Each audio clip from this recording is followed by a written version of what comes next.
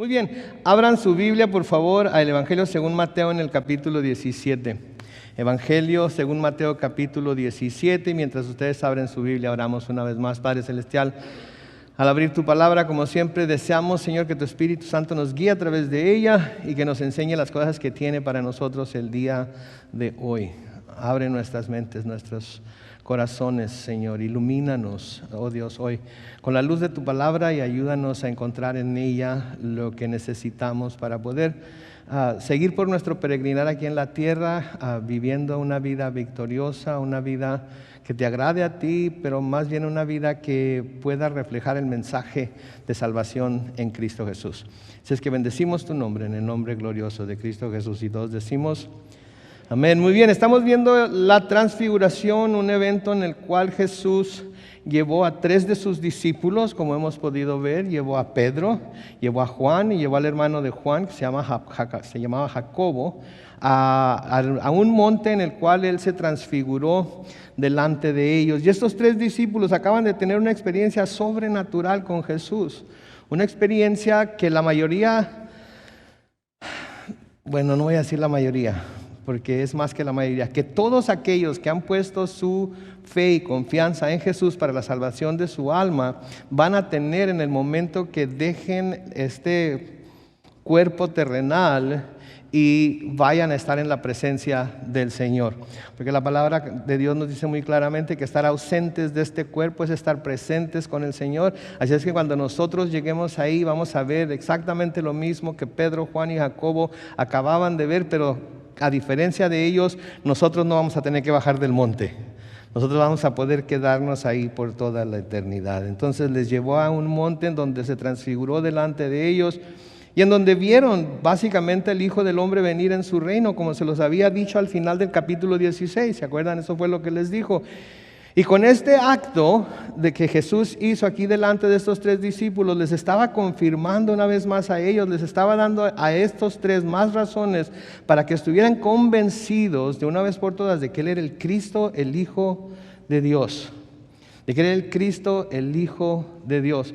Ahora, por si todo esto que han visto y todas las obras que han experimentado, todo lo que han ellos escuchado salir de la boca de Dios, todavía tuvieran alguna duda. Si ustedes se acuerdan, cuando estaban aún en el monte, en el versículo 5, ahí nos dice que mientras Pedro todavía estaba hablando, una nube de luz los cubrió y desde la nube se oyó una voz que decía: este es mi Hijo amado en quien me complazco, escúchenlo. Si hubiera habido alguna duda entonces en sus mentes acerca de quién era Jesús, las palabras que se oyeron desde esta nube que los cubrió la hubiera disipado.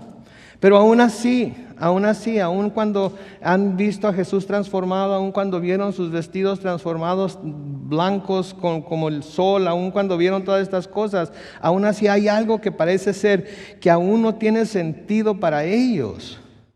Hay algo que aún parece ser que no tiene sentido para ellos. Y a menudo juzgamos a los apóstoles, a los discípulos muy duramente porque pensamos en que todas las evidencias que ellos tuvieron, la experiencia de caminar con el Señor Jesús, la experiencia de escucharlo, enseñarles, sí, los milagros que hizo, debió haber desde el principio quitado cualquier duda y haberlos hecho seguirlo a Él sin ningún problema. Y pensamos a menudo que nosotros, si nosotros hubiéramos tenido esa bendición, nosotros hubiéramos seguido al Señor ciegamente quizás.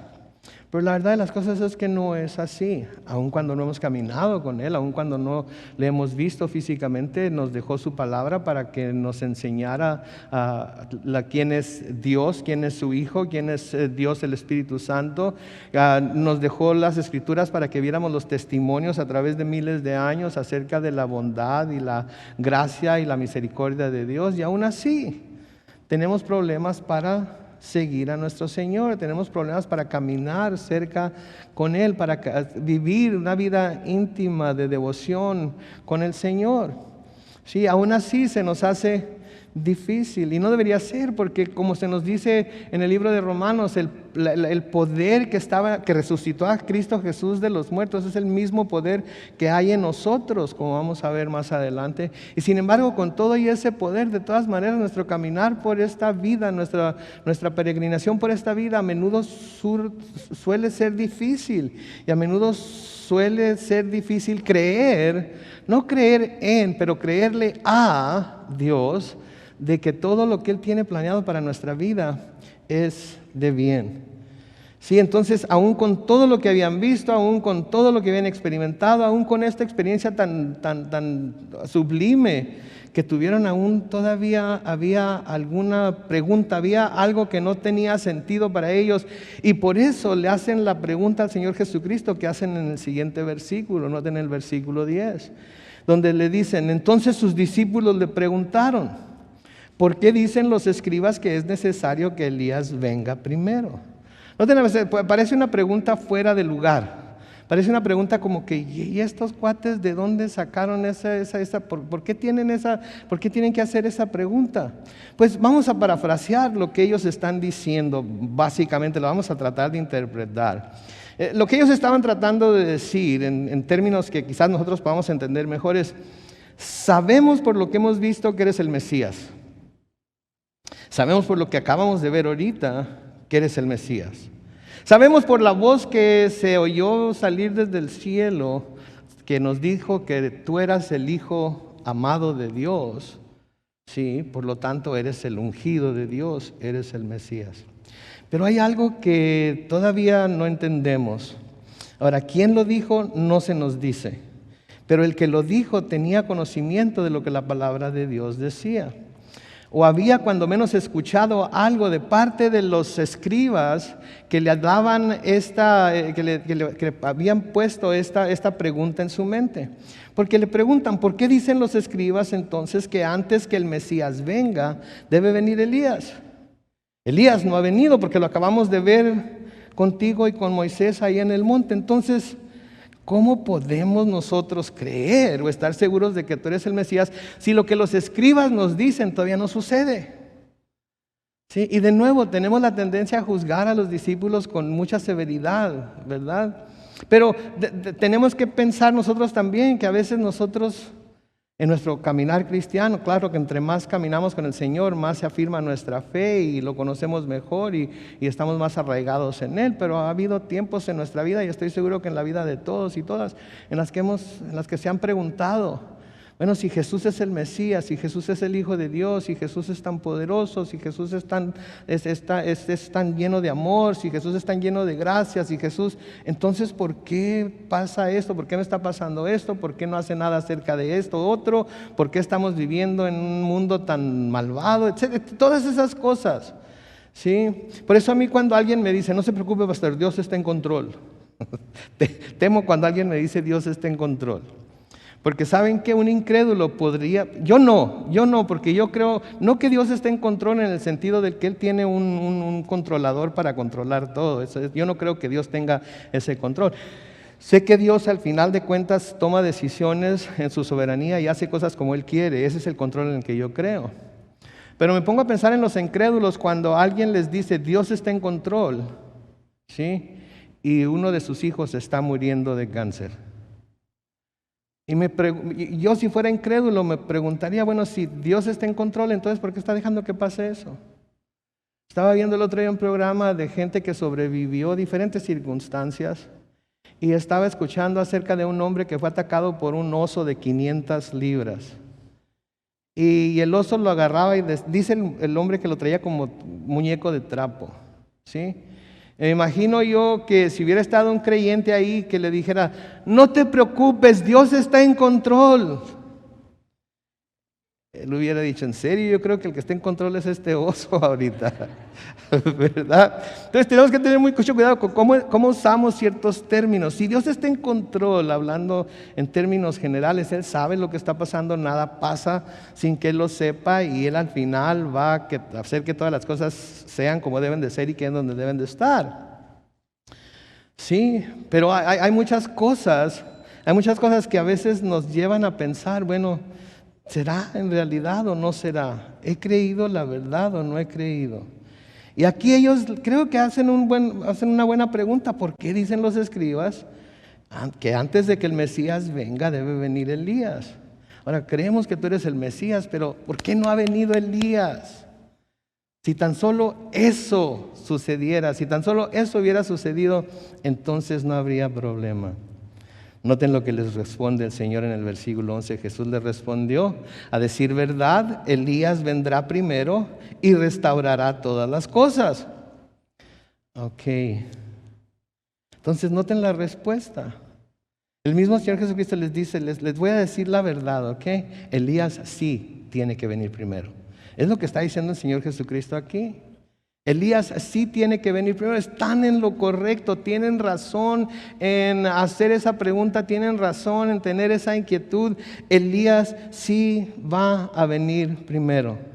O sea que así como dicen los escribas que va a ser o que debía ser, así va a ser. Ténganlo por seguro.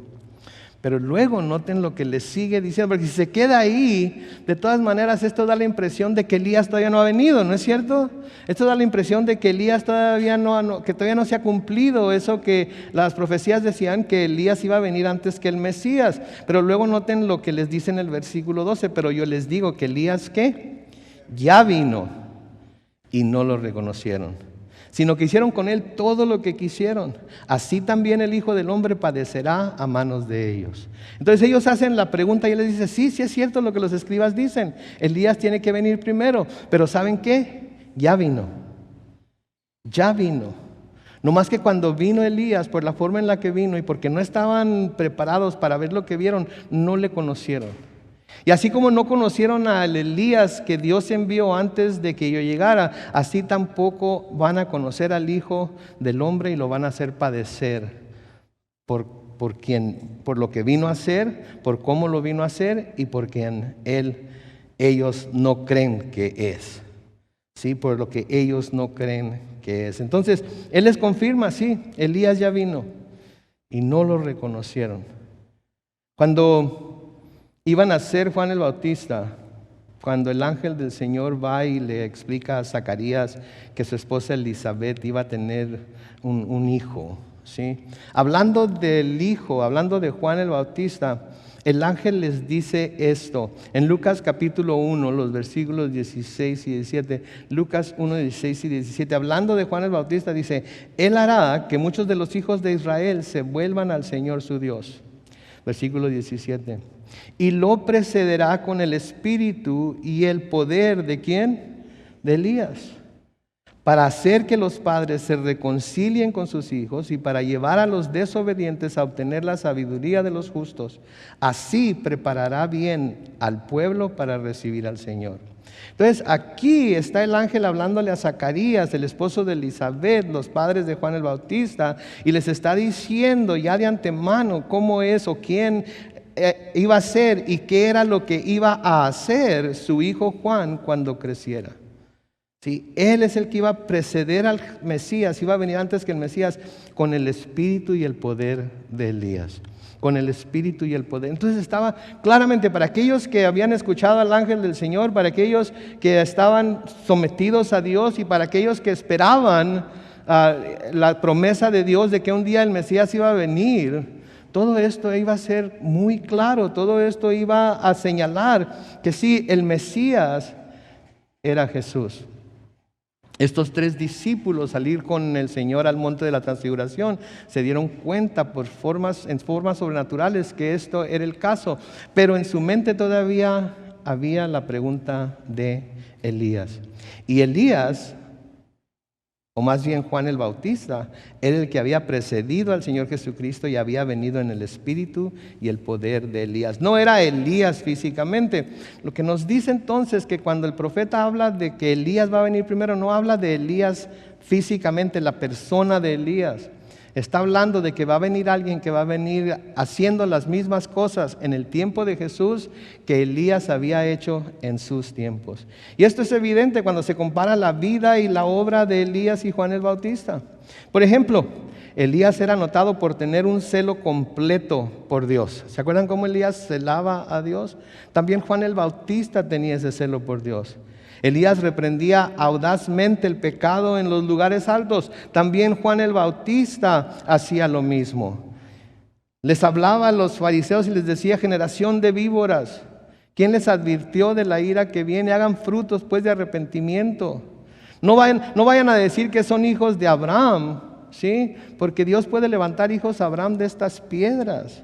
¿Sí? Estaban tan confiados en que eran descendientes de Abraham, así como en el tiempo de Elías, ¿sí? Estaban confiados en que porque eran el pueblo de Dios, Dios nunca iba a lidiar con ellos, ¿sí? Entonces les reprendía audazmente. Elías llamó a los pecadores y a los conciliadores a una decisión de arrepentimiento. ¿Y qué fue lo que vino predicando Juan el Bautista?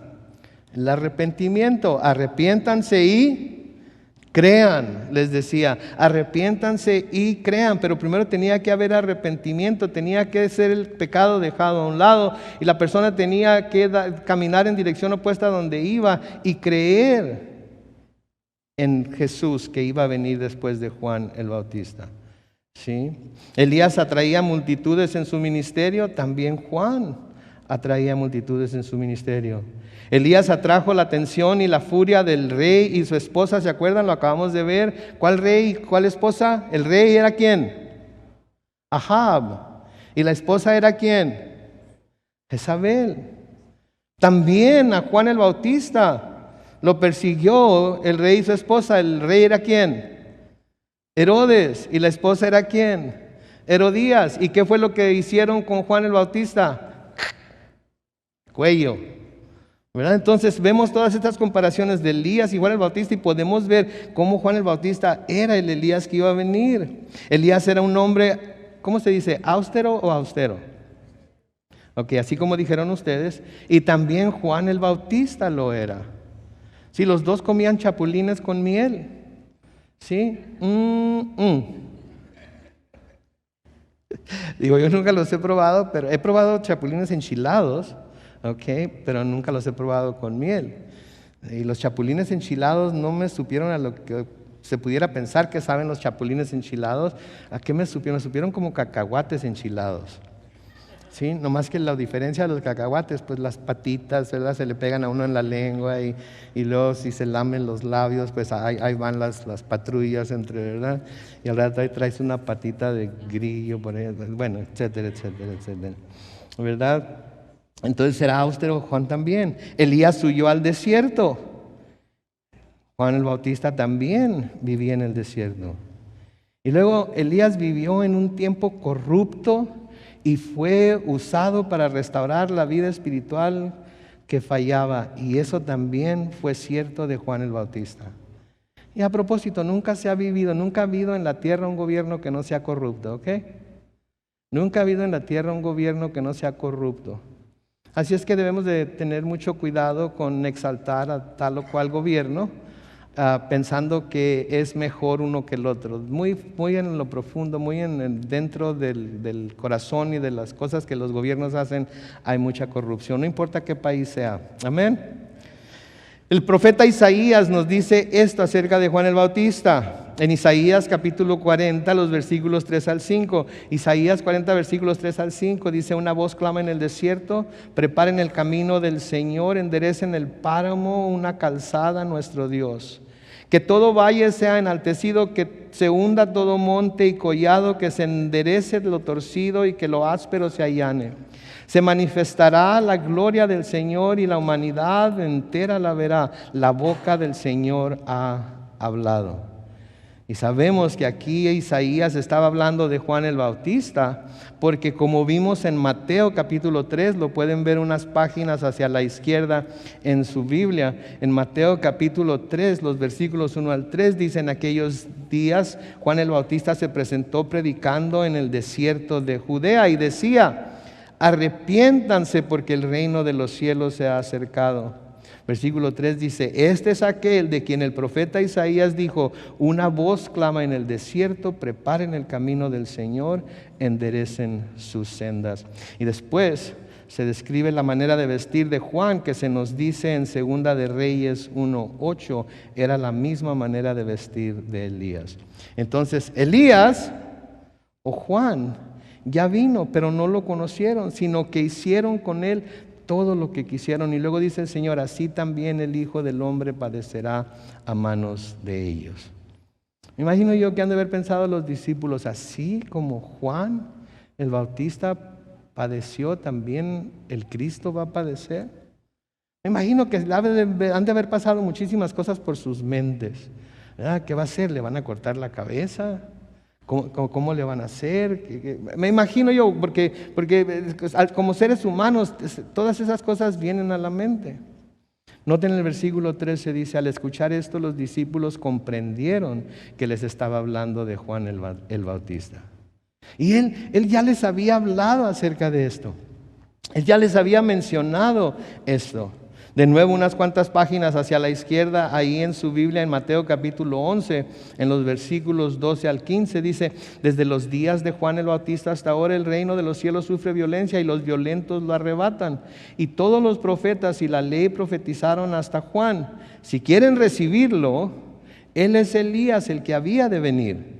El que tenga oídos para oír, que oiga. Entonces ya lo había mencionado, ya lo había dicho, ellos ya lo habían escuchado.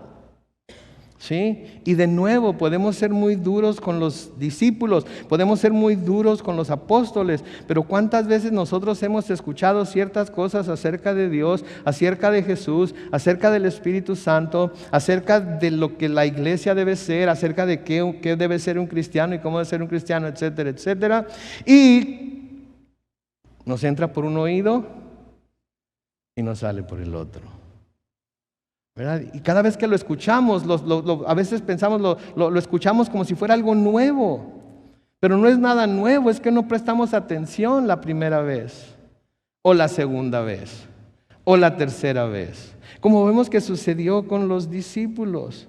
Ahora les dice ahí, el que tenga oídos para oír, que oiga, y obviamente no habían tenido oídos para oír.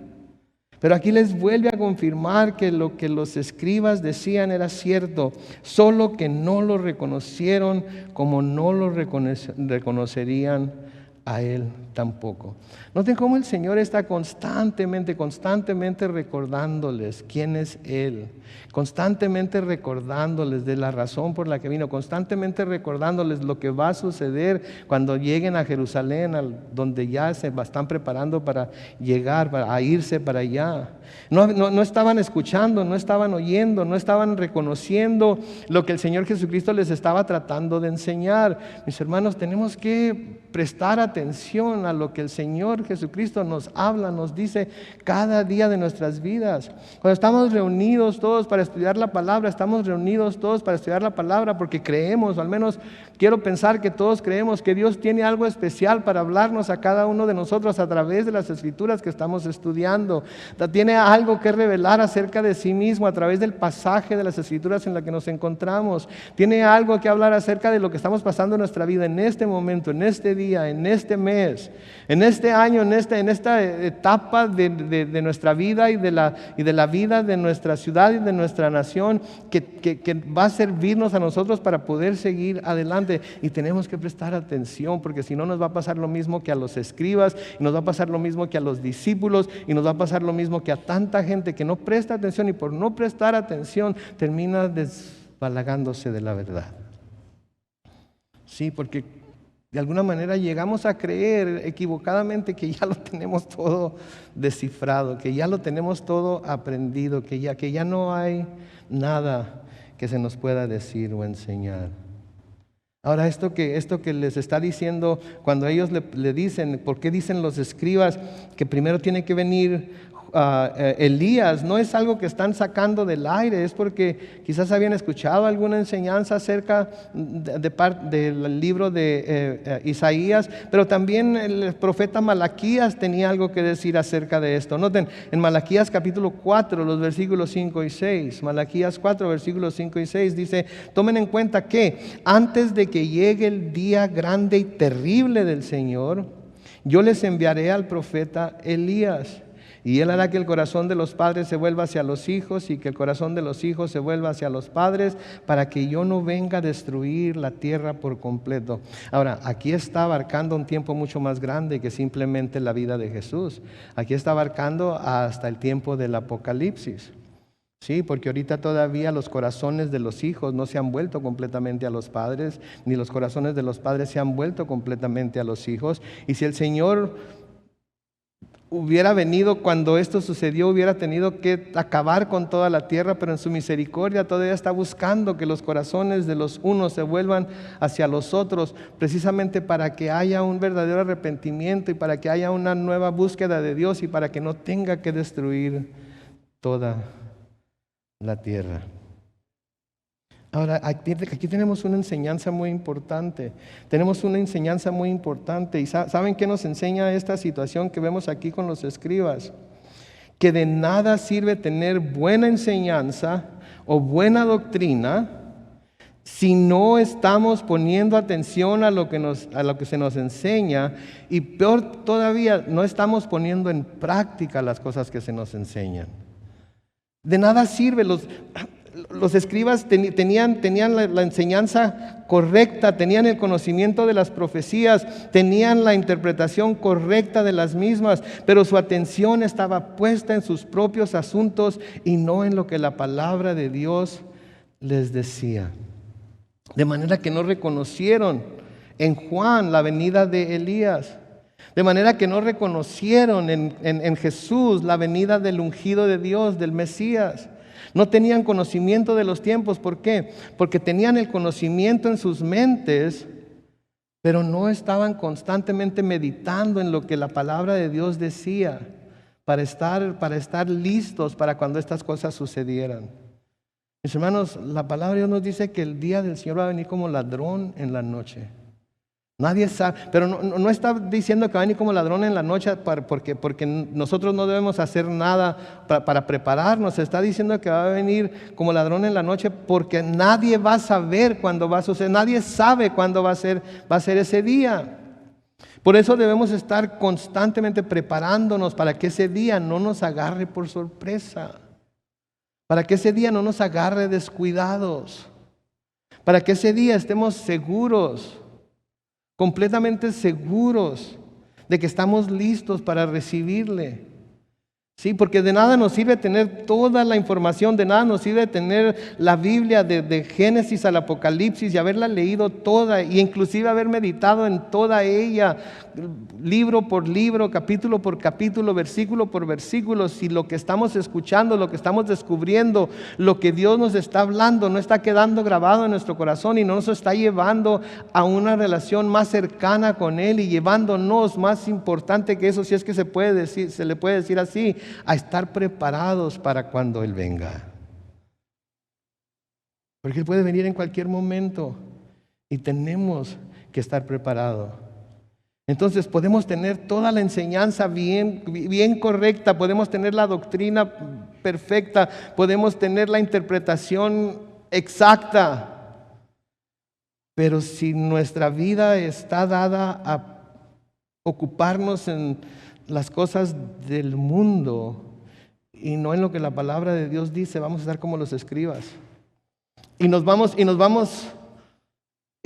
mucha gente desafortunadamente se va a quedar atrás cuando el Señor venga, no porque no tenía el conocimiento, sino porque no estaba preparado para recibirlo. Porque hay mucha gente que tiene mucho conocimiento, pero no está preparado para recibirlo. Entonces ellos tenían el conocimiento de las profecías, la interpretación correcta de las mismas, pero su atención estaba puesta en sus propios asuntos y no en lo que la palabra de Dios les había estado tratando de decir. En Mateo capítulo 13, pueden verlo ahí en su Biblia, unas cuantas páginas hacia la izquierda. Mateo capítulo 13, comenzando con el versículo 14, dice: de manera que en ellos se cumple la profecía de Isaías que dijo: ustedes oirán con sus oídos, pero no entenderán, y verán con sus ojos, pero no percibirán. Porque el corazón de este pueblo se ha endurecido, con dificultad oyen con los oídos y han cerrado sus ojos, No sea que con sus ojos vean y con sus oídos oigan y con su corazón entiendan y se vuelva a mí y yo los sane. Ahora el Señor no está diciendo aquí vamos a mantener todo esto escondido de ellos para que no se vuelvan a mí. El Señor lo único que está haciendo aquí está citando lo que el profeta Isaías dice en Isaías capítulo 6 en los versículos 9 y 10. ¿Sí? Está citando solamente lo que el profeta Isaías había dicho en Isaías 6 versículos 9 al 10. Habían oído sus enseñanzas, habían visto las obras que hacía y aún así no querían creer. Habían visto de nuevo, habían oído sus enseñanzas, habían visto las obras que hacía, pero aún así no querían creer. Era como que siempre estaban buscando razones para no creer. Veían y escuchaban, pero luego buscaban alguna razón para rechazar lo que oían y veían con sus propios ojos. Y luego, ¿qué decían de él? Lo escuchaban enseñar, lo miraban hacer milagros. Y luego una de las porciones en donde el Señor hace milagros enseña, lo escuchan. Y en el Evangelio de Juan, en el capítulo 6, sí, en el versículo 42, después de escucharlo, después de ver lo que estaba haciendo, dice que decían, ¿no es este Jesús el hijo de José, cuyo padre y madre nosotros conocemos? ¿Cómo pues dice esto del cielo he descendido? Están escuchando sus enseñanzas, se sorprenden con sus enseñanzas. Están viendo los milagros que hace, se sorprenden con los milagros que está haciendo. Pero luego, aun cuando están asombrados de lo que está enseñando y de lo que está haciendo, luego le ponen un pero. Pero, ¿qué no es el hijo de José? ¿Qué no es el hijo de María? ¿Que no conocemos a sus dos padres? En otro evangelio dice que no conocemos a sus hermanos y sus hermanas. ¿De dónde saca tanta sabiduría? ¿Cómo puede decir que ha descendido del cielo? Y llegaban a la conclusión de que estaba loco. De que estaba loco. ¿Sí? Y sigue sucediendo igual en nuestros días. Ahora estaba hablando el pastor Phil acerca de que mucha gente cree que es injusto que se diga que Jesús es el único camino al cielo. ¿Sí? Mucha gente dice, es injusto que se diga que Jesús es el único camino al cielo. ¿Por qué no puede haber más caminos? Me impactó. Yo lo he dicho pero de otra manera, pero la forma en la que lo dijo él me gustó y se lo voy a robar, no lo vayan a decir, ¿ok? Pero estaba diciendo que mucha gente cree que es injusto que Dios haya determinado y que la palabra diga que solamente hay un camino al cielo. ¿Por qué no puede haber más caminos al cielo? ¿Por qué no puede haber más caminos al cielo? Porque es solamente uno. Y luego dijo, piensa en esto. ¿Sí? Si hay muchos caminos al cielo y cada quien toma su camino, pero todos terminan en el mismo lugar, ¿saben qué está haciendo Dios ahí? Les está quitando el libre albedrío. Porque si agarraron un camino diferente, a lo mejor no querían llegar al cielo. ¿Y qué decepción va a ser llegar al cielo, correr su camino y luego entrar por las puertas y decir, ¡ah! Aquí estoy en el cielo y yo tomé un camino diferente. ¿Sí? La forma en la que yo lo he dicho es esta. Dios no va a forzar a nadie a irse al cielo. A nadie. Dios sería muy injusto si usted no se quiere ir al cielo y Dios lo forzara a estar en el cielo. ¿No cree usted? Si usted quiere estar en el infierno y decide que va a estar en el infierno, Dios sería muy injusto si lo obliga a estar en el cielo con Él. Es como cuando nuestros hijos ya no quieren que los abracemos. ¿Verdad? ¿No se han dado cuenta?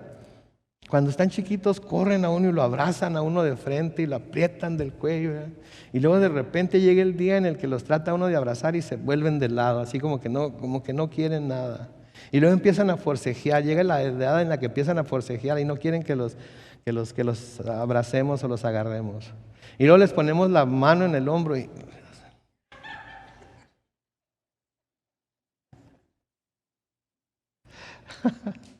A veces los papás, y algunas mamás también, a veces los papás los forzamos, ¿verdad? Los agarramos y los forzamos. Pero alguna vez se les ha enojado a un hijo porque lo agarran y lo forzan a... Claro que sí, porque no quieren estar ahí. Entonces, si no quieres, pues últimamente sería injusto de mi parte querer tenerte donde no quieres estar. Así Dios es justo. Alguien no quiere estar con Él por toda la eternidad, no lo va a forzar. Lo va a dejar que siga por su propio camino. ¿Sí? Pero si se quiere estar en el cielo, entonces hay solamente un camino. Y ese es Jesús. Entonces estaban viendo y vieron todo lo que hacía, vieron todas sus obras, escucharon sus enseñanzas, pero siempre estuvieron buscando alguna razón por la cual rechazarlo y no creer en Él. Y esto es lo que sucede, noten esto, entre más rechazaban el mensaje de Jesús, eran cegados más y más a la naturaleza espiritual del reino de Dios. Y mientras la verdad era revelada a quienes sí querían saber más, la verdad quedaba más y más velada para quienes la rechazaban. Porque eso es lo que sucede. Eso es lo que sucede. El que rechaza el mensaje de Jesús con el tiempo es más y más cegado a la verdad de que Jesús es el único camino a Dios. Es más y más cegado a la verdad de que Jesús es el único camino a Dios. Pero aquellos que quieren saber más, ¿sí? Aquellos que quieren, que nunca están satisfechos, siempre quieren saber más de la verdad, más y más verdad les es revelada. ¿No es cierto? No importa qué tiempo tengamos en el Señor nos ha revelado más y más de sí mismo, de su carácter, de quién Él es, de cómo Él es, conforme hemos caminado con Él, ¿no es cierto? Y entre más queremos, más nos da. Pero en el momento que lo rechazamos, en el momento que rechazamos estar en la palabra, tener comunión con Él, etcétera, no nos forza a tener esa comunión con Él. Y muchas veces nos podemos sentir un poco, o podemos sentir a Dios un poco retirado de nosotros, pero no es Dios el que se retira de nosotros, somos nosotros los que nos retiramos de Dios. Y qué gozo cuando nos volvemos a Él de nuevo y vemos que Él está ahí esperándonos para recibirnos y seguir su relación con nosotros. Amén.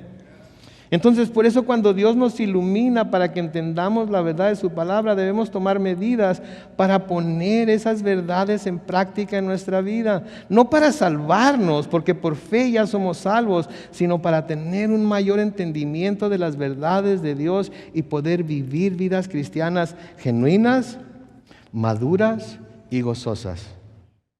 Genuinas, maduras y gozosas.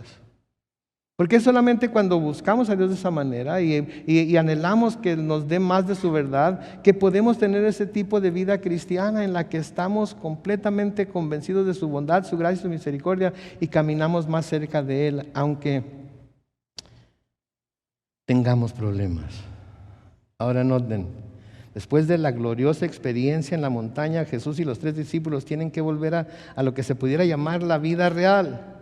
Y cuando bajan de la montaña y vuelven a donde está la multitud, ¿con qué se encuentran? Se encuentran con sufrimiento y con incredulidad. Se encuentran con sufrimiento y con incredulidad. Tuvieron esta tremenda experiencia en el monte de ver a Jesús transfigurado. Tuvieron esta experiencia en el monte de escuchar la voz que salió del cielo, desde la nube de luz que los cubrió. Bajan del monte y lo primero que se encuentran es con una escena de sufrimiento e incredulidad. Es lo primero con lo que se encuentran. Y a propósito, esto es lo que nos encuentra a nosotros cuando salimos de este lugar, ¿no es cierto?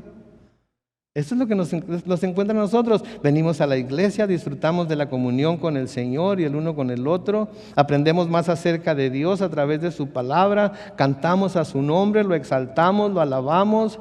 Salimos refrescados y fortalecidos, espero, por el Espíritu de Dios, a buscar servir a quienes lo necesiten.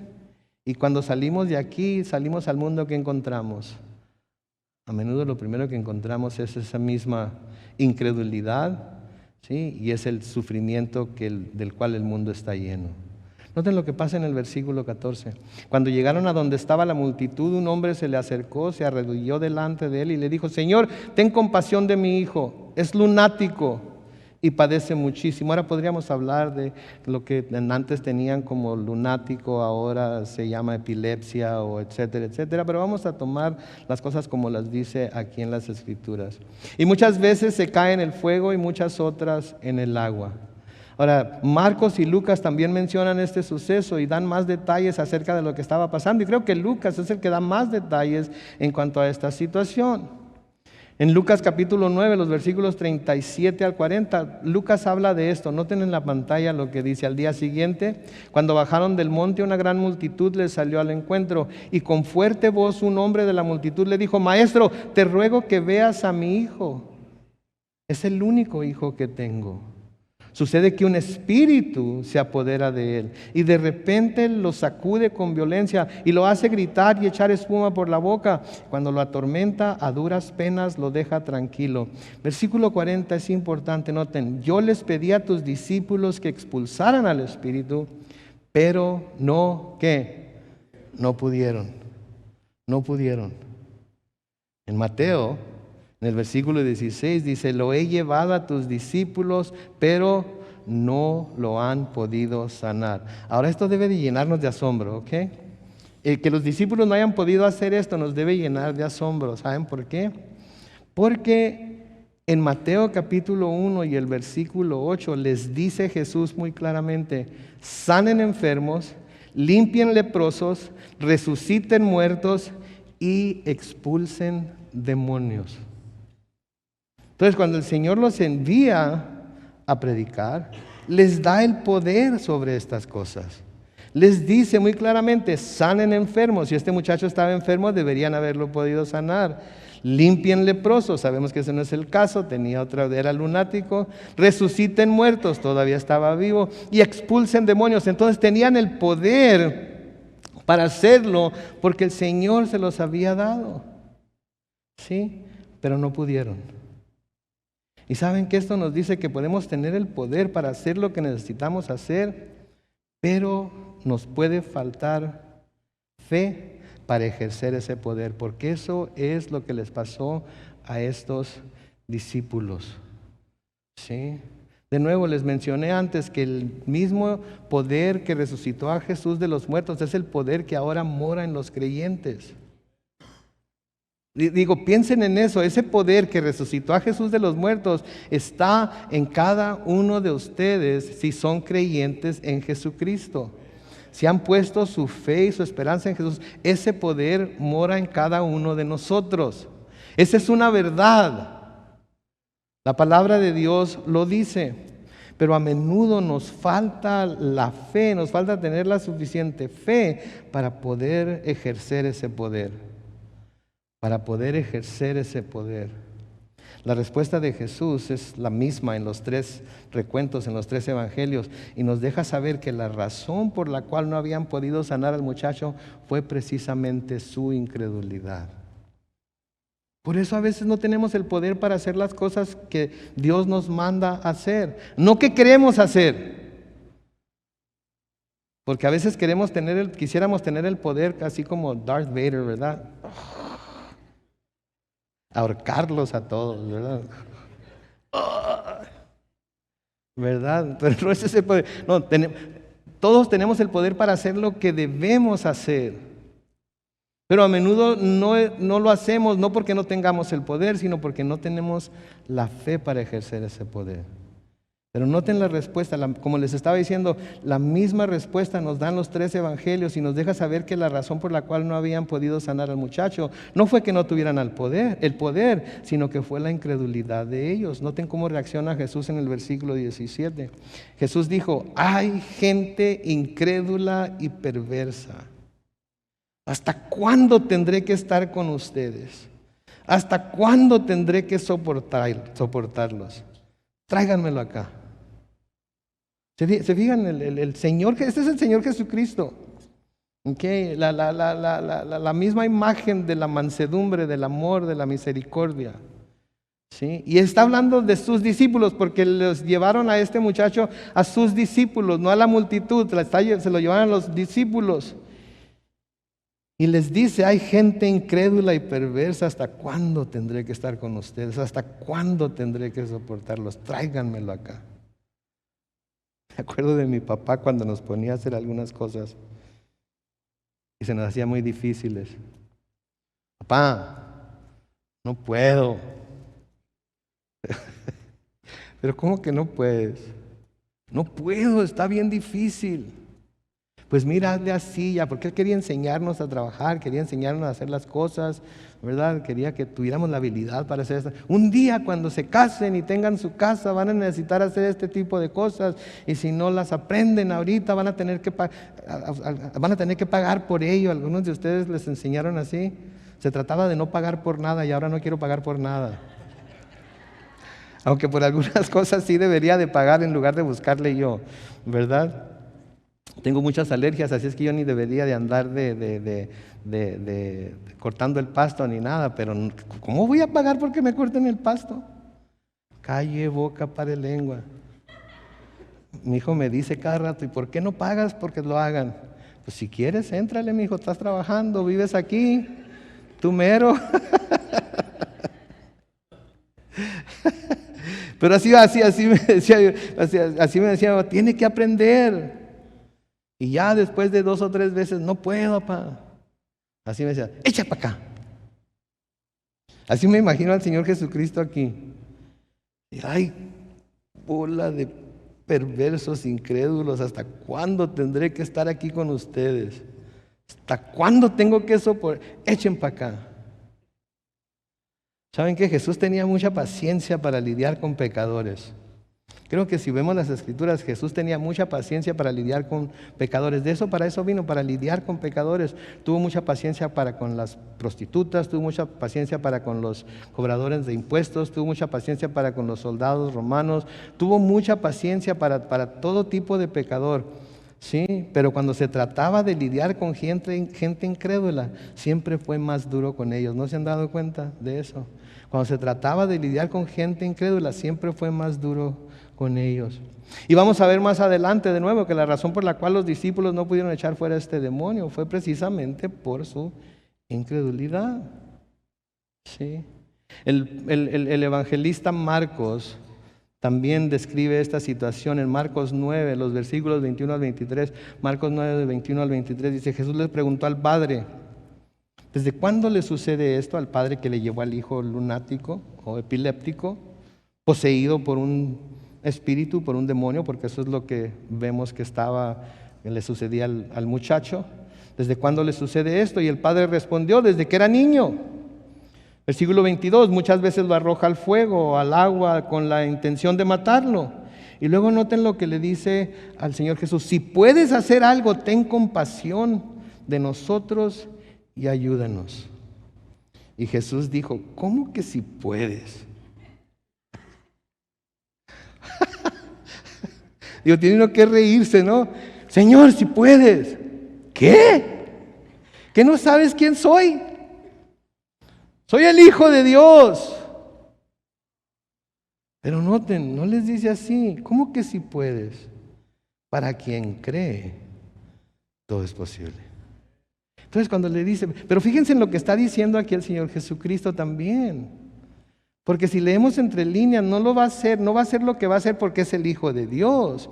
Va a ser lo que va a hacer porque Él cree que lo puede hacer. Porque Él cree que lo puede hacer. Porque en su corazón Él está convencido de que lo puede hacer. Porque sabe que su Padre va a manifestar su poder a través de Él.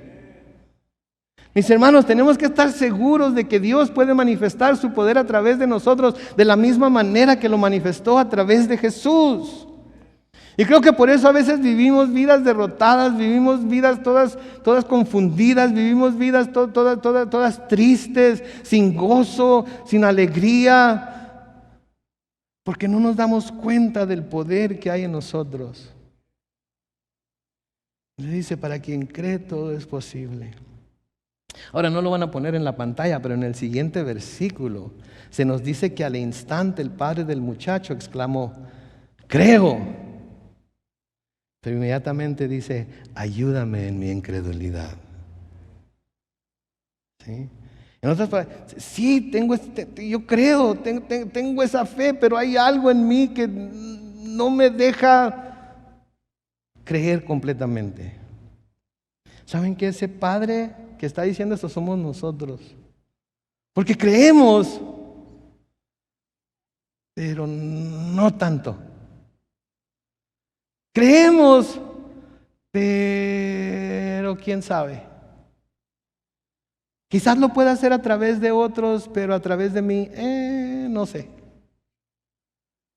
Y eso es algo muy grave para Dios, que vivamos en incredulidad. Versículo 18, noten que dice: Jesús reprendió entonces al demonio, y aquí confirma que lo que el muchacho tenía era un demonio. Y este salió del muchacho, y desde aquel mismo instante el muchacho quedó sano. Después los discípulos hablaron con Jesús aparte y le preguntaron: ¿por qué nosotros no pudimos expulsarlo? ¿Dónde? Se quedaron con la espina. ¿Por qué fue tan fácil para ti, pero nosotros no pudimos expulsarlo? Si tú nos habías dado el poder para hacerlo, si ya teníamos el poder que tú nos diste para hacerlo, si lo habíamos hecho antes, ¿por qué ahora no pudimos? Versículo 20, Jesús les dijo: porque ustedes tienen muy poca fe. Y de cierto les digo que si tuvieran fe como un grano de mostaza, y vamos a ver este grano de mostaza un número de veces en los estudios que vamos a tener más adelante, pero ese grano de mostaza se ha convertido en una tormenta para mí. Se ha convertido en un tormento, no una tormenta, un tormento para mí. Porque yo quiero creer que tengo fe, cuando menos como grano de mostaza. Pero hay tantas cosas que yo he pedido en el nombre de Jesús que no se han hecho, que a veces me pongo a pensar: ¿tendré esa fe? Ahora más adelante vamos a ver que no se trata tanto de la fe, sino de que Dios quiera hacer lo que estamos pidiendo. Pero el Señor está diciéndoles que tuvieran fe como grano de mostaza. Le dirían a este monte: quítate de ahí y vete a otro lugar, y el monte les obedecería, y nada sería imposible para ustedes. Ahora, podemos ilustrar el monte con problemas, y podemos ilustrar el monte con ataques del enemigo, y podemos ilustrar el monte con enfermedades. No le hace con que lo ilustremos. De todas maneras, el monte es el monte, y cuando lo vemos se nos hace demasiado grande y parece ser que no hay nada que podamos hacer en contra de él o para moverlo.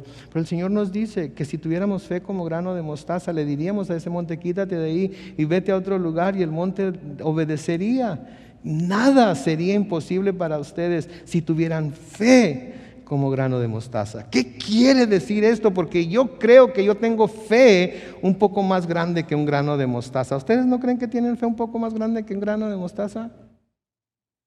A ver, díganle al monte que está allá enfrente que se mueva. Hay montes en su vida que todavía están ahí, que no se han movido. ¿Por qué? ¿Por qué?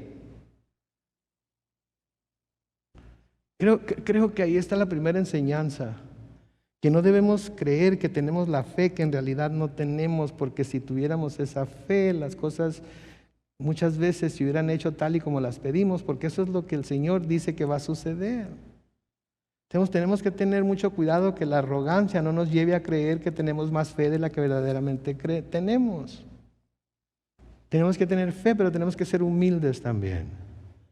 Y tenemos que finalmente someternos a la voluntad de Dios. Entonces, pero como les estaba diciendo anteriormente, la fe no es una fuerza que se usa para mover montañas a diestra y siniestra, como si fuéramos, ¿verdad?, de Star Wars, que con la mano forzamos a la gente a hacer cosas o cosas a moverse, etcétera, etcétera. La fe de la cual habla la Biblia, la fe es algo que se practica, la fe es algo que se cultiva, la fe es algo que se alimenta, la fe es algo que se nutre.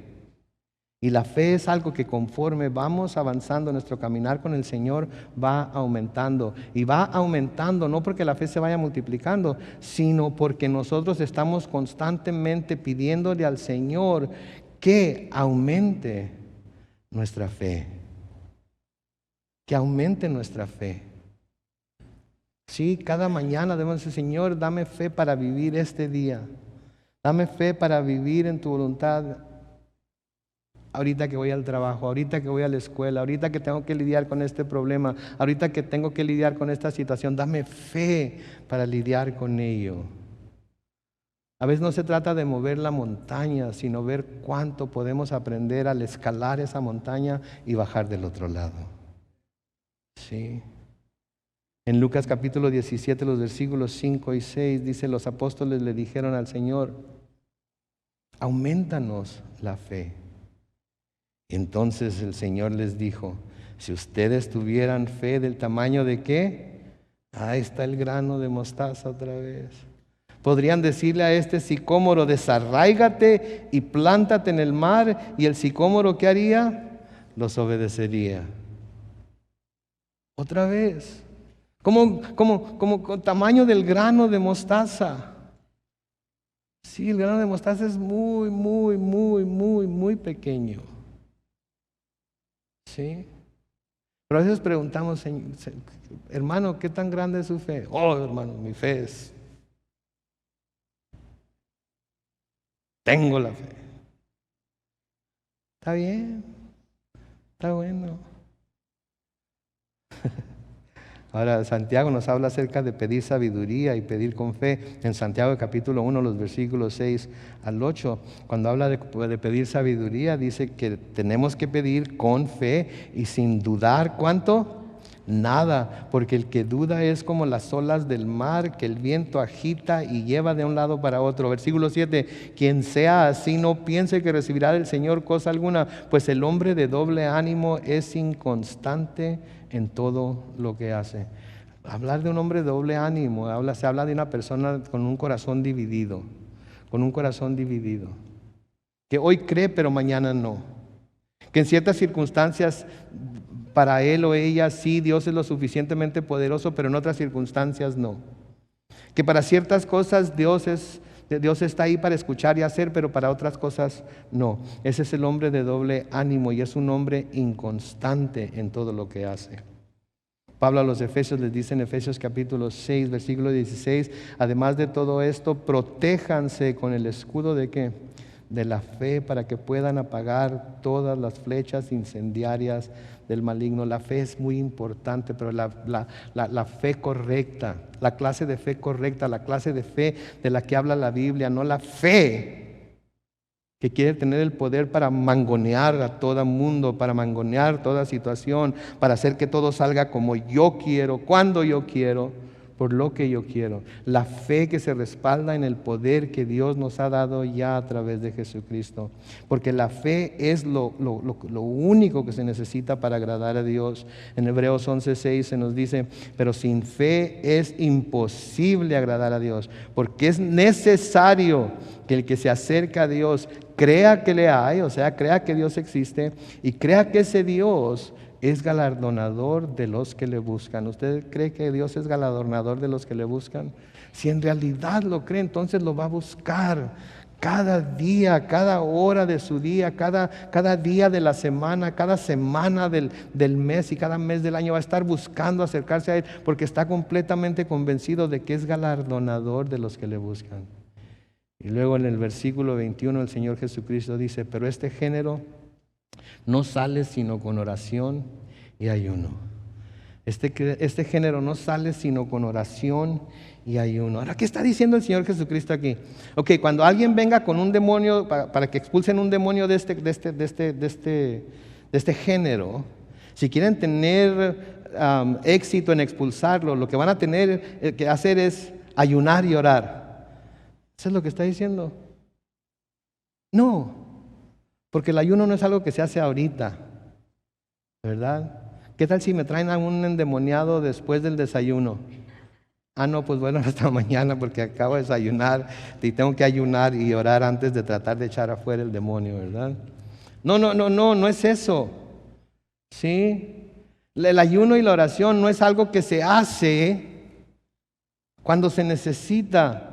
La disciplina de ayunar y orar no se comienza a practicar cuando llegue el problema. Es algo que se ha tenido que estar practicando en la vida del creyente para que cuando llegue el problema podamos tener el poder para enfrentar ese problema. Entonces el tiempo de ayunar y orar no es cuando el problema está enfrente de nosotros. El tiempo de ayunar y orar es antes de que llegue el problema a nosotros, para que cuando el problema llegue estemos listos con el poder de Dios y el corazón de Dios y el conocimiento de Dios para poder enfrentarlo. ¿Sí? No es que la oración y ayuno nos haga más dignos para sacar a los demonios. Sí, es que la oración y el ayuno nos acercan más al corazón de Dios y esto nos pone más en línea con su poder. ¿Sí? El ayuno y la oración son una expresión de nuestra total dependencia hacia Él. ¿Sí? Entonces, yo no sé si están pasando por problemas, yo no sé si acaban de salir de uno, yo no sé si están por entrar en otro.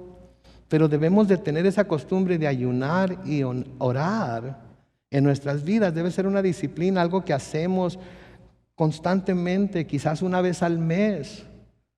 Nos damos a ayunar un día y a buscar el rostro de Dios. No porque tengamos problemas o porque queramos que Él haga algo por nosotros, sino para que podamos tener el corazón de Dios cuando esos problemas vengan. Warren Wiersbe, en uno de sus comentarios, nos dice: Jesús ya les había dado la autoridad para echar afuera a los demonios. Pero la autoridad que Jesús les había dado era efectiva solamente si era ejercida por fe. Pero la fe debe ser cultivada por medio de la disciplina y devoción espiritual. Sí, esa es la fe de la cual se está hablando aquí. Es una fe que es cultivada, es una fe que es nutrida, es una fe que es practicada por medio de la disciplina y devoción espiritual. Es una disciplina. Debemos de ser disciplinados en las cosas espirituales como lo somos con las cosas terrenales. ¿Son disciplinados para llegar a tiempo a su trabajo? Sí. ¿Son disciplinados para llegar a tiempo a la escuela? Sí. ¿Son disciplinados para hacer ejercicio físico?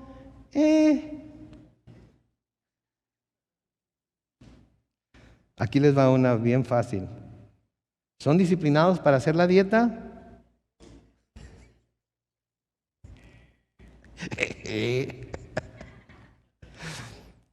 Nos reímos, pero a menudo así de disciplinados somos para los deberes espirituales también. ¿Y creen que vamos a tener el poder para luchar contra demonios? ¿Creen que vamos a tener la fe que se necesita para expulsar demonios si no nos hemos disciplinado en las áreas espirituales de nuestra vida? Si no pasamos tiempo a solas con el Señor todos los días en su palabra, si no oramos a Él por nuestros hijos, por nuestros cónyuges, por nuestros patrones, etcétera, etcétera, a través de la semana, si no acostumbramos a hacer nunca, si acostumbramos no ayunar nunca, ¿sí? No tener una vida de oración y ayuno que sea disciplinada, en la que practiquemos estas cosas diligentemente. Si no tenemos ese tipo de disciplina, no podemos esperar tener el poder. Y si no tenemos ese tipo de disciplina, es porque no tenemos la fe del tamaño de grano de mostaza. Porque si creyéramos que de algo sirven, las practicaríamos fielmente, ¿no es cierto? Las practicaríamos fielmente. Si lo que necesitamos es estar en ayuno y oración para poder enfrentar este tipo de espíritus, lo practicaríamos fielmente porque estamos convencidos de que va a ayudar. ¿Sí? Esta dependencia total de Dios es el remedio de muchos problemas espirituales, mis hermanos. No andar corriendo como las gallinas que mataba mi nana en su rancho cuando iba a hacer caldo de pollo, les cortaba la cabeza. Mi nana era buena para matar gallinas. Tenía dos métodos. Uno, el jalón descuidado, ¡pum!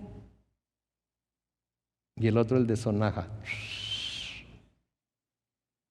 Y las gallinas andaban corriendo ahí por todos lados. No debemos de ser el tipo de cristiano que cuando vienen los problemas andamos corriendo por todos lados como gallinas sin cabeza. Debemos ser cristianos disciplinados que oran, ayunan, tienen devocionales delante de Dios, buscan su rostro. Y cuando lleguen los problemas, ¿saben qué? vamos a poder enfrentarlos con tranquilidad, con paz, con templanza, porque tenemos la fe para enfrentarlos, porque hemos ejercitado nuestras disciplinas espirituales. Amén. Si alguna vez estamos decepcionados de nosotros mismos por haber sido vencidos en alguna de nuestras batallas espirituales, ¿saben por qué? No es porque Dios no nos ha dado el poder para vencer, Él nos ha dado el poder para vencer, pero es porque hemos confiado en nosotros mismos para lidiar con la batalla. Hemos confiado en nosotros mismos para lidiar en esa batalla. Nuestros métodos, nuestra manera de ver las cosas, nuestra manera de pensar, nuestra lógica, y no la de Dios. ¿Se acuerdan aquella higuera a la que llega Jesús y busca fruto en ella porque tiene hambre y no encuentra nada y la maldice? En Marcos capítulo 11, los versículos 20 al 24, se nos dice lo siguiente: a la mañana siguiente, cuando pasaron cerca de la higuera, vieron que ésta se había secado de raíz. Y Pedro se acordó y le dijo: mira, maestro, la higuera que maldijiste se ha secado. Jesús le dijo: tengan fe en Dios, porque de cierto les digo que cualquiera que diga a este monte, quítate de ahí y échate en el mar, su orden se cumplirá, siempre y cuando no dude en su corazón, sino que crea que se cumplirá. Por lo tanto les digo, todo lo que pidan en oración, crean que lo recibirán y se les concederá. Crean que lo recibirán y se les concederá. No más que hay algo aquí que tenemos que saber también. Hay una cláusula. Si leemos todas las Escrituras, y debemos de leer todas las Escrituras para poder entender claramente lo que se nos dice. Si leemos todas las Escrituras, hay una cláusula para que esto suceda. En Juan capítulo 15 y el versículo 17, Juan 15, versículo 17 dice: si permanecen en mí y mis palabras permanecen en ustedes, pidan todo lo que quieran y se les concederá. Si permanecen en mí y mis palabras permanecen en ustedes. ¿Cómo van a permanecer sus palabras en nosotros si no ingerimos sus palabras? ¿Sí? Entonces, para poder estar seguros de que vamos a recibir lo que pedimos, primero tenemos que permanecer en Él y su palabra tiene que permanecer en nosotros para pedir conforme a su palabra. El mismo apóstol Juan, en primera de Juan capítulo 3, versículos 22 al 24, dice: y recibiremos de Él todo lo que pidamos porque obedecemos sus mandamientos y hacemos las cosas que le son agradables. Este es un mandamiento, que creamos en el nombre de su Hijo Jesucristo y que amemos unos a otros y nos amemos unos a otros como Dios nos ha amado. El que obedece sus mandamientos permanece en Dios y Dios en él. En esto sabemos que Él permanece en nosotros por el Espíritu que Él nos ha dado. Si obedeces sus mandamientos, permaneces en Dios y Dios en ti. Y si permanecemos en Él, su palabra en nosotros, entonces podemos tener todo lo que hayamos pedido. ¿Por qué? Porque si su palabra está en nosotros, vamos a saber cuál es la voluntad de Dios, y cualquier cosa que pidamos de acuerdo a su voluntad, ¿qué se nos dicen las palabras? Ok, no la adivinen, léanlo. Primera de Juan capítulo 5, versículos 14 y 15. Primera de Juan capítulo 5, versículos 14 y 15. Y esta es la confianza que tenemos en Él. Si pedimos algo según su voluntad, Él nos oye. Y si sabemos que Él nos oye en cualquiera cosa que pidamos, también sabemos que tenemos las peticiones que le hayamos hecho. Entonces permanecemos en Él, permanecemos en su palabra, obedecemos sus mandamientos, nos amamos los unos a los otros, ¿sí? Y todo lo que pidamos de acuerdo a su voluntad, lo vamos a recibir. ¿No es un incentivo para hacer estas cosas? ¿No es un incentivo para estar seguros de que estamos en Él y en su palabra? Para estar seguros de que estamos pidiendo conforme a su voluntad. Sí, la promesa que Él nos da, mis hermanos. Voy a pedir al grupo de alabanza que pase una vez más al frente. Es la promesa que Él nos da y es la promesa con la que nos debemos de ir de este lugar hoy por la tarde a enfrentar lo que vamos a encontrar allá afuera. Amén. Oremos. Padre Celestial, te damos gracias por tu palabra. Te damos gracias, Señor, por la enseñanza de hoy. Te damos gracias, Padre, de que nos has recordado una vez más cuál es esa fe que necesitamos tener, oh Dios, para poder mover montañas. Y no que queramos mover montañas, oh Dios, pero las montañas que vienen a nuestra vida, que a veces se ven tan grandes y tan difíciles, esas, Señor, sí queremos tener la fe para moverlas. Y sabemos que es una fe que no viene de la noche a la mañana, sabemos que es una fe que tiene que ser nutrida, que tiene que ser, Señor, practicada. Una fe, oh Dios, que día a día estamos en ella practicándola, a la cual nos refugiamos y corremos para apagar los dardos del maligno. Gracias, Señor, porque tu palabra nos dice que el poder ya está en nosotros. Tu palabra nos dice que el poder que resucitó a Cristo de los muertos ya mora en nosotros. Ayúdanos, Señor, a tener la fe para poder ejercer ese poder. No para nuestra gloria, sino para la tuya. No para que se diga qué poderosos somos nosotros, sino cuán poderoso es nuestro Dios.